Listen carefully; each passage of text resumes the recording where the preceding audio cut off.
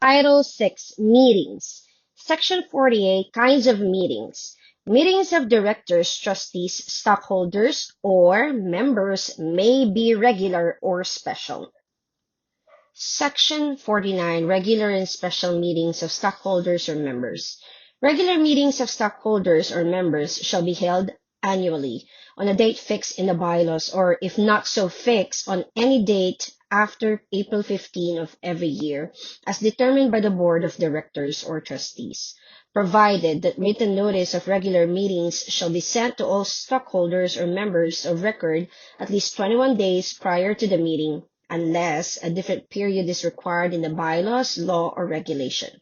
Provided further that written notice of regular meetings may be sent to all stockholders or members of record through electronic mail or such other manner as the Commission shall allow under its guidelines.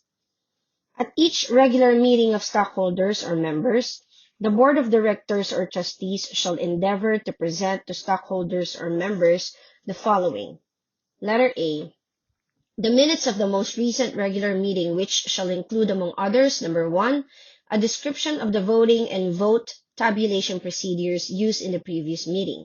Number 2, a description of the opportunity given to stockholders or members to ask questions and a record of the questions asked and answers given. Number 3, the matters discussed and resolutions reached. Number 4, a record of the voting results for each agenda item. Number 5, a list of the directors or trustees, officers, and stockholders or members who attended the meeting, and number 6, such other items that the Commission may require in the interest of good corporate governance and the protection of minority stockholders. Letter B, a members list for non-stock corporations, and for stock corporations, material information on the current stockholders and their voting rights. Letter C, a detailed, descriptive, balanced, and comprehensible assessment of the corporation's performance, which shall include information on any material change in the corporation's business, strategy, and other affairs. Letter D, a financial report for the preceding year, which shall include financial statements duly signed and certified in accordance with this code and the rules the Commission may prescribe. A statement on the adequacy of the corporation's internal controls or risk management systems, and a statement of all external audit and non-audit fees. Letter E, an explanation of the dividend policy and the fact of payment of dividends or the reasons for non-payment thereof. Letter F, director or trustee profiles, which shall include, among others, their qualifications and relevant experience, length of service in a corporation, trainings, and continuing education attended, and their board representations in other corporations. Letter G, a director or trustee attendance report, indicating the attendance of each director or trustee at each of the meetings of the board and its committees and in regular or special stockholder meetings. Letter H, appraisals and performance reports for the board and the criteria and procedure for assessment. Letter I, a director or trustee compensation report prepared in accordance with this code and the rules the Commission may prescribe. Letter J, director disclosures on self-dealings and related party transactions, and or letter K, the profiles of directors nominated or seeking election or re-election. A director, trustee, stockholder, or member may propose any other matter for inclusion in the agenda at any regular meeting of stockholders or members. Special meeting of stockholders or members shall be held at any time deemed necessary or as provided in the bylaws, provided, however, that at least 1 week written notice shall be sent to all stockholders or members, unless a different period is provided in the bylaws, law, or regulation. A stockholder or member may propose the holding of a special meeting and items to be included in the agenda. Notice of any meeting may be waived, expressly or impliedly, by any stockholder or member, provided that general waivers of notice in the Articles of Incorporation or the bylaws shall not be allowed, provided further that attendance at a meeting shall constitute a waiver of notice of such meeting, except when the person attends a meeting for the express purpose of objecting to the transaction of any business, because the meeting is not lawfully called or convened. Whenever for any cause there is no person authorized or the person authorized unjustly refuses to call a meeting, the Commission upon petition of a stockholder or member on a showing of a good cause, therefore, may issue an order directing the petitioning stockholder or member to call a meeting of the corporation by giving proper notice required by this code or the bylaws. The petitioning stockholder member shall preside thereat until at least a majority of the stockholders or members present have chosen from among themselves a presiding officer. Unless the bylaws provide for a longer period, the stock and transfer or membership book shall be closed at least 20 days for regular meetings and 7 days for special meetings before the scheduled date of the meeting. In case of postponement of stockholders or members' regular meetings, written notice thereof and the reason therefor shall be sent to all stockholders or members of record at least 2 weeks prior to the date of the meeting, unless a different period is required under the bylaws, law, or regulation. The right to vote of stockholders or members may be exercised in person, through a proxy, or when so authorized in the bylaws, through remote communication or in absentia. The Commission shall issue the rules and regulations governing participation and voting through remote communication or in absentia, taking into account the company's scale, number of shareholders or members, structure, and other factors consistent with the protection and promotion of shareholders or members' meeting. Section 50, place and time of meetings of stockholders or members. Stockholders or members' meetings, whether regular or special, shall be held in the principal office of the corporation as set forth in the Articles of Incorporation, or if not practicable, in the city or municipality where the principal office of the corporation is located, provided that any city or municipality in Metro Manila, Metro Cebu, Metro Davao, and other metropolitan areas shall for purposes of this section be considered a city or municipality. Notice of meetings shall be sent through the means of communication provided in the bylaws, which notice shall state the time, place, and purpose of the meetings. Each notice of meeting shall further be accompanied by the following: A. The agenda for the meeting. B. A proxy form which shall be submitted to the corporate secretary within a reasonable time prior to the meeting.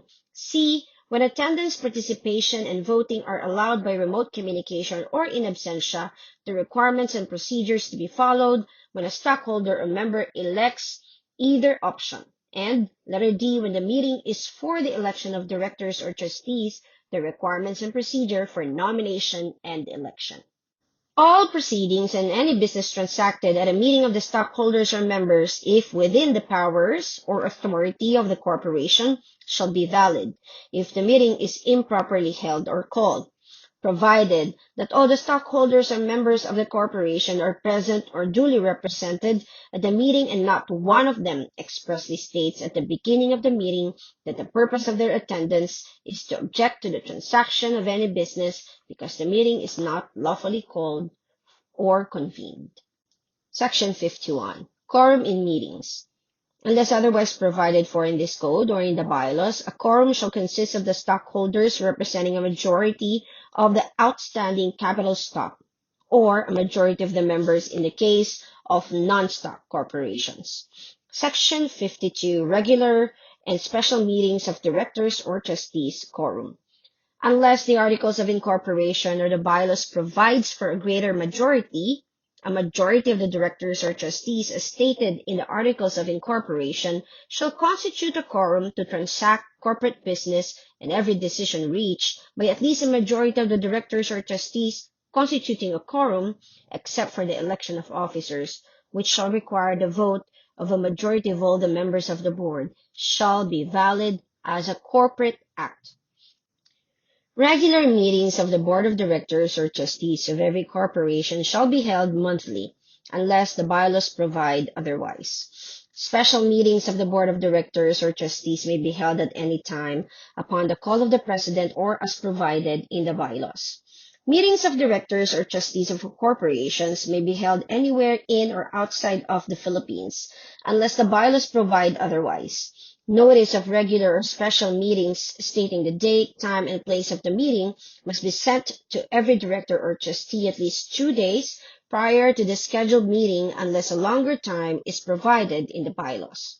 A director or trustee may waive this requirement, either expressly or impliedly. Directors or trustees who cannot physically attend to vote at board meetings can participate and vote through remote communication, such as video conferencing, teleconferencing, or other alternative modes of communication that allow them reasonable opportunities to participate. Directors or trustees cannot attend or vote by proxy at board meetings.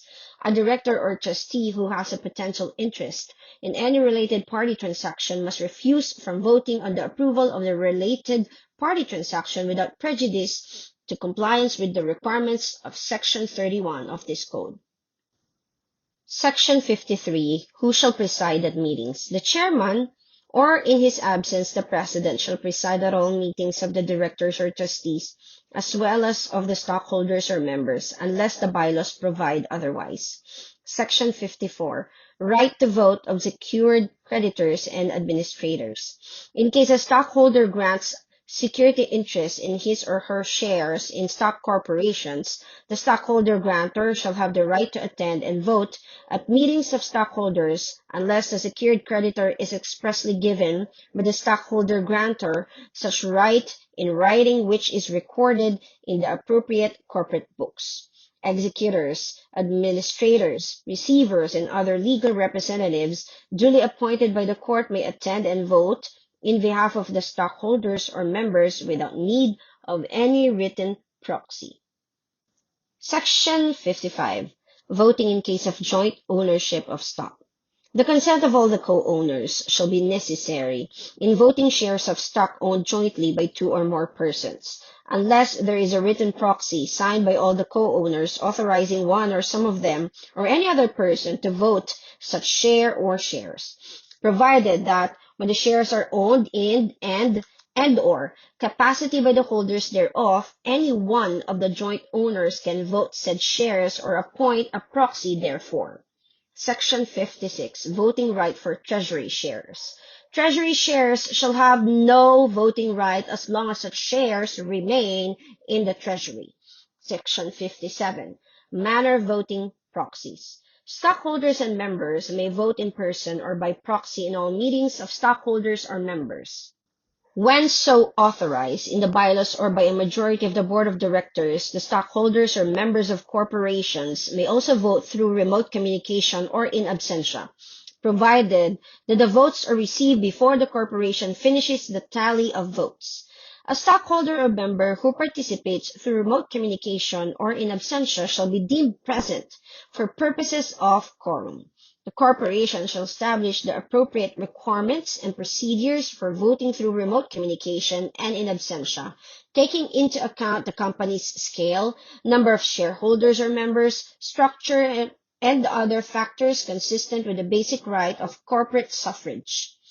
Proxies shall be in writing, signed and filed by the stockholder or member in any form authorized in the bylaws and received by the corporate secretary within a reasonable time before the scheduled meeting. Unless otherwise provided in the proxy form, it shall be valid only for the meeting for which it is intended. No proxy shall be valid and effective for a period longer than 5 years at any one time. Section 58. Voting Trust. One or more stockholders of a stock corporation may create a voting trust for the purpose of conferring upon a trustee or trustees the right to vote and any other rights pertaining to the shares for a period not exceeding 5 years at any time, provided that in the case of a voting trust specifically required as a condition in the loan agreement, said voting trust may be for a period exceeding 5 years but shall automatically expire upon full payment of the loan. A voting trust agreement must be in writing and notarized, and shall specify the terms and conditions thereof. A certified copy of such agreement shall be filed with the corporation and with the commission. Otherwise, the agreement is ineffective and unenforceable. The certificate or certificates of stock covered by the voting trust agreement shall be cancelled and new ones shall be issued in the name of the trustee or trustees, stating that they are issued pursuant to said agreement.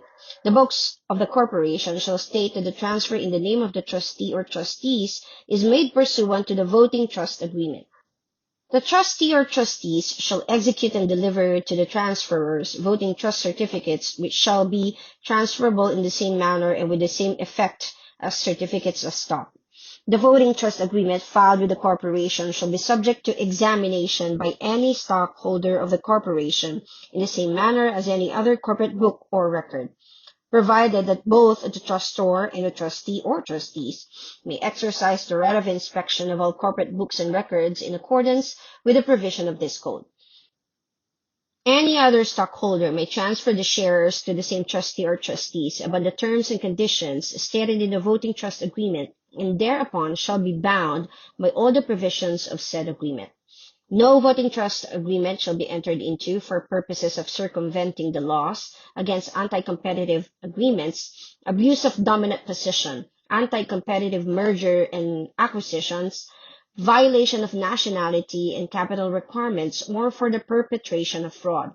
Unless expressly renewed, all rights granted in a voting trust agreement shall automatically expire at the end of the agreed period. The voting trust certificates, as well as the certificates of stock in the name of the trustee or trustees, shall thereby be deemed cancelled, and new certificates of stock shall be reissued in the name of the trustors.